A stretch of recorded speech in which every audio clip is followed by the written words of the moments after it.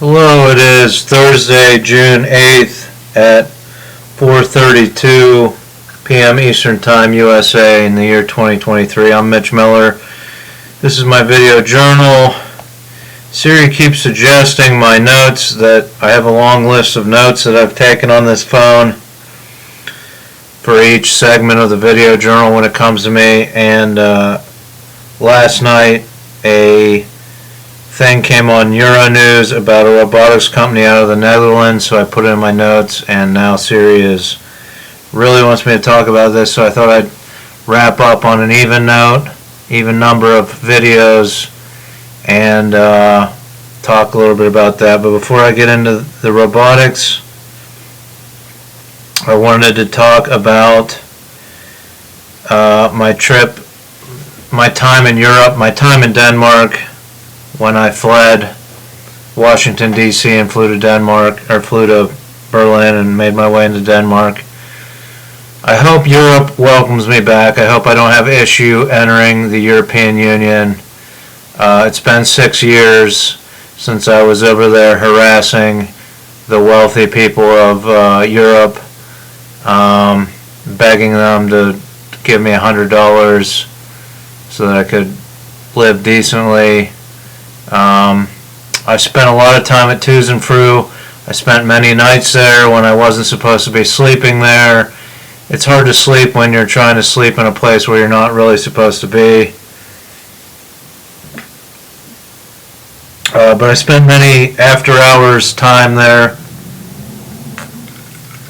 I'd work the closing shift at the bar/cafe. Everybody would leave, and I would hang out, have a couple cocktails. There's a couple videos of me doing that. And what I wanted to talk about was sometime in November, late November or beginning of December, there was this wax, I'd call it a wax sculpture. It wasn't a wax sculpture. What it was at the bottom of the stairs in Toos and Fru. It was a mound of wax, a big wax ball, from thousands of candles being burned and melting onto it over the years. I don't know, 2, 3, 4 years, maybe longer. This big wax ball. Because we burned candles on every table.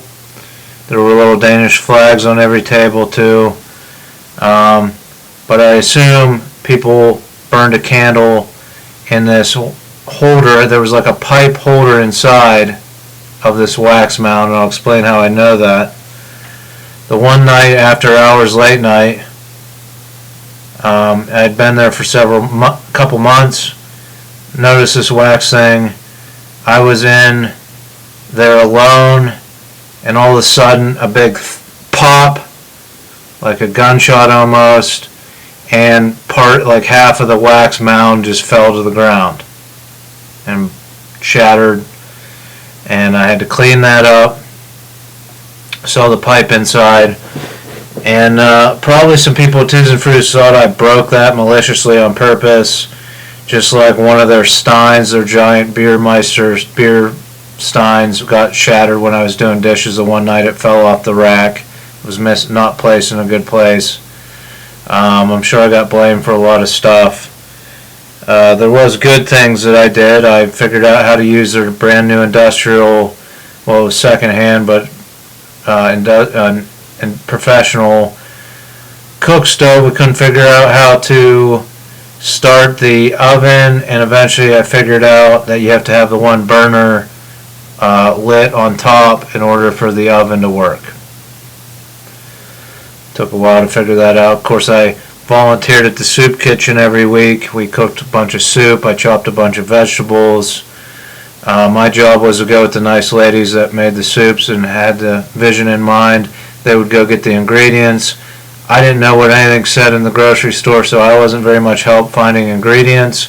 But what I would do is ask the price as they put everything in their little wagon, and I kept track of how many kroner we had totaled up to, and I was usually within 30 or 20 or 30 kroner, at least 100 kroner, when they rang it all up. So I kept a running tally in my head, and that helped out with the soup kitchen. Anyway, back to this wax mound. So the wax mound busted. Maybe after 10, it could have been 10 years, I don't know. That night, that fateful night, it busted. My theory is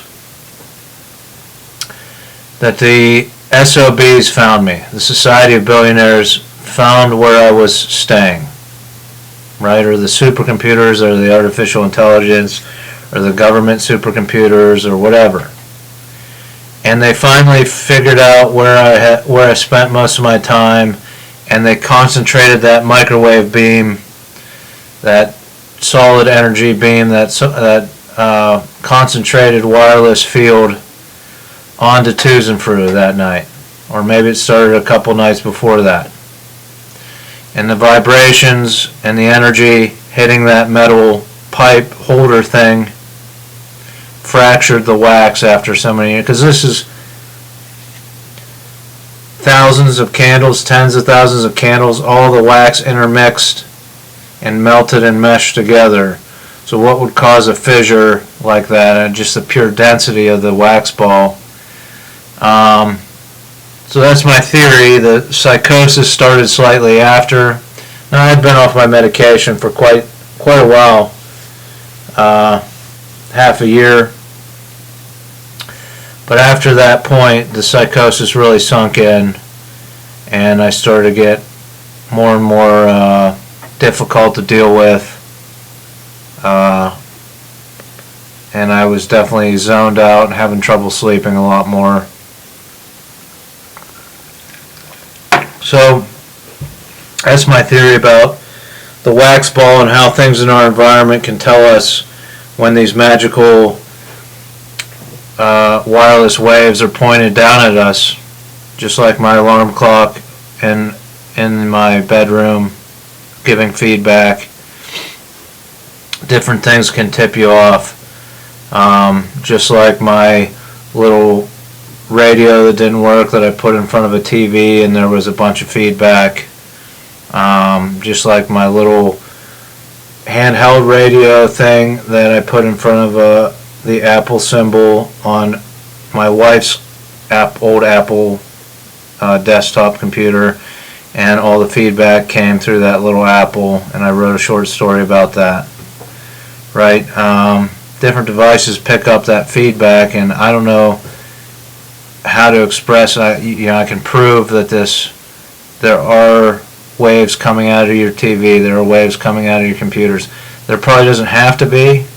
There's probably like a secret society of people that built these machines so that they start to hypnotize and give people brain cancer or whatever.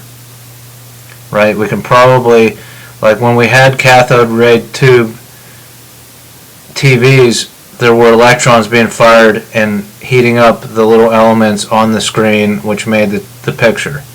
And of course electrons are going to make it through the screen and strike the people watching TV. That was not healthy, not great for people. Then we got the flat screens, and we probably could have designed them so that there was nothing coming off of them. But we didn't do that because we already set the precedent of 50 years of cathode ray tube TVs, so we didn't have to worry about it. So a lot of these flat screen TVs emit signal that you can't see, that's hitting you and potentially poisoning you, giving you radio poisoning, things like that.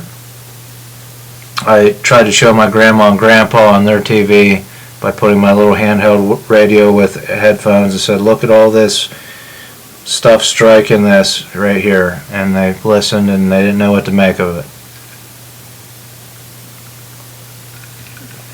Get yourself a little handheld radio with headphones, something that takes 2 AA batteries with a little spin wheel, cheap camp radio thing.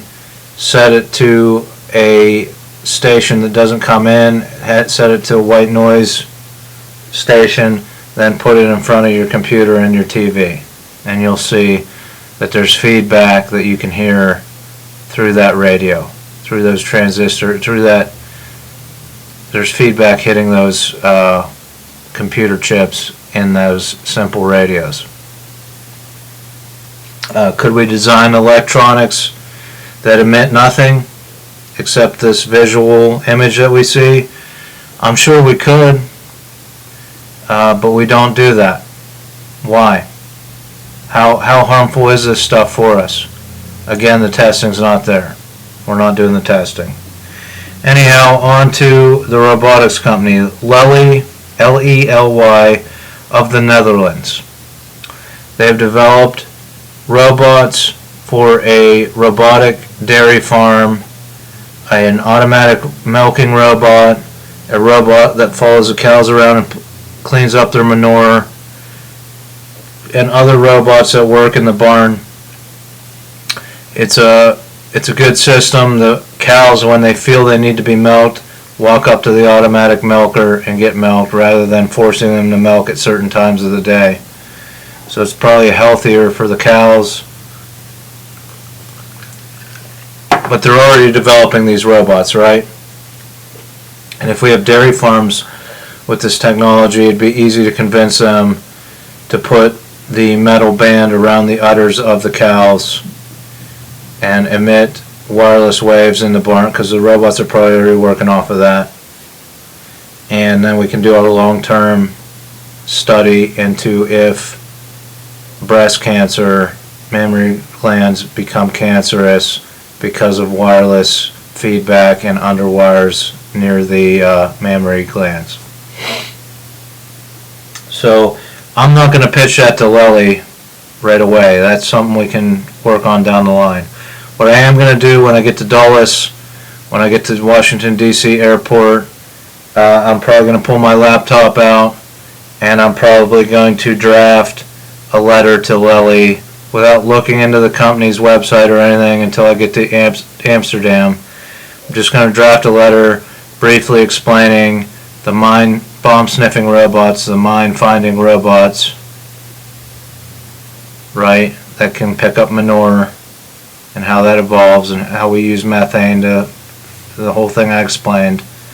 I'm going to try to summarize that the best I can to fit into an email document.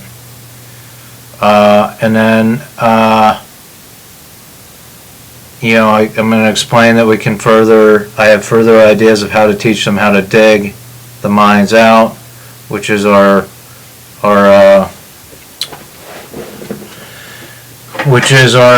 cemetery idea with the solar panels in the cemetery. Well, if we have Arlington Cemetery or other military cemeteries on board, we can have robots mowing the lawn, and we can bring our bomb sniffing robots in, and when we have a grave to dig, we can test the robots on how well they can dig up sod and things like that.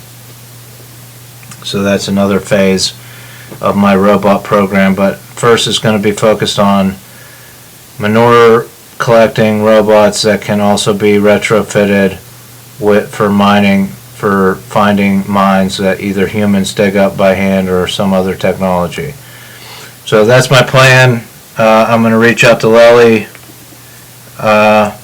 and send an email through their website form or from my actual email if I can find an email on them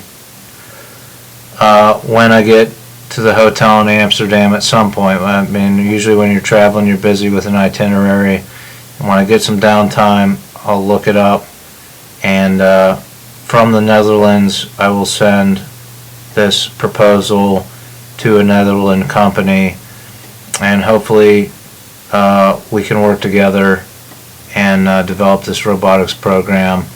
I'm happy to spend time in Europe working with farmers to develop this program. I'm sure they already have 1,600 patents. They already have the outreach to the farmers. Now we can expand it and make it about demining and making farming easier. And you have a whole generation of people that might be interested in farming, except for all the very difficult work that it involves. If we can automate certain aspects of it, more people might get into farming. I'm sure that's the thought process behind Lely. So anyway, that's that. This is the last video before I head to Europe. I really, want to apologize to the people at Tusenfrüh for me entering into psychosis. If me being there caused a satellite to be pointed at their clubhouse, I apologize. I liked everyone there, and they were good people. They looked out for me, and maybe I'll run into them somewhere down the line. I'm sure I won't remember their names, but I had some good times there, even though I didn't accomplish what I wanted to accomplish. There was a safe sanctuary, and that's what I was talking about with these religions offering sanctuary. I thought about seeking sanctuary in the Czech Republic at a Jewish synagogue, temple. So they're going to keep sending these satellites up, and they're going to keep building radio towers. There's nothing I can do to stop it. People are addicted, and I'm going to keep trying. I'm not going to give up. But we have to learn to live with it, and we have to offer certain people sanctuary if they feel they're affected by it. And the government should offer safe houses for people like that. The military should, and possibly even religions should be open to it as a way of preserving their belief system. The idea of sanctuary, which goes back thousands of years, where you could seek sanctuary at a temple or a church and be protected from the authorities for a certain amount of time. Alright, thanks for watching. Wish me luck. I hope Operation Oligarch is a go, but I'm going to keep pushing, reaching out to Lely, reaching out to people, and reaching out to companies, reaching out to organizations, reaching out to entities. I'll continue to contact whoever I can as one person typing on a keyboard. That's all I can do. I was given the opportunity to have a guaranteed income, so the least I can do is continue to push the buttons and reach out and make the connections for the supercomputers, AI, or whoever's investigating me.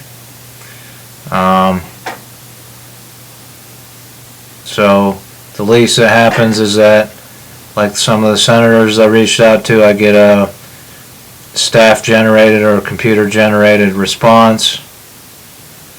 But the most that could happen is that I get employed and I bring my ingenuity and my intelligence to an organization like Lely or an EU military or the EU government or the United Nations or whoever. I hope someday I will be recognized for that ingenuity. I think I got 10 or 20 good years of looking at issues and coming up with interesting ways to solve problems. And that's what I do, and that's what I think about when I'm doing repetitive motion, mundane, manual labor jobs, as I think about the issues. Especially helps when I listen to NPR and get fed those issues, and I think of innovative solutions. So I am for hire, and I hope you'll consider employing me, or at least patronizing my art and supporting me monetarily in some minor or major way.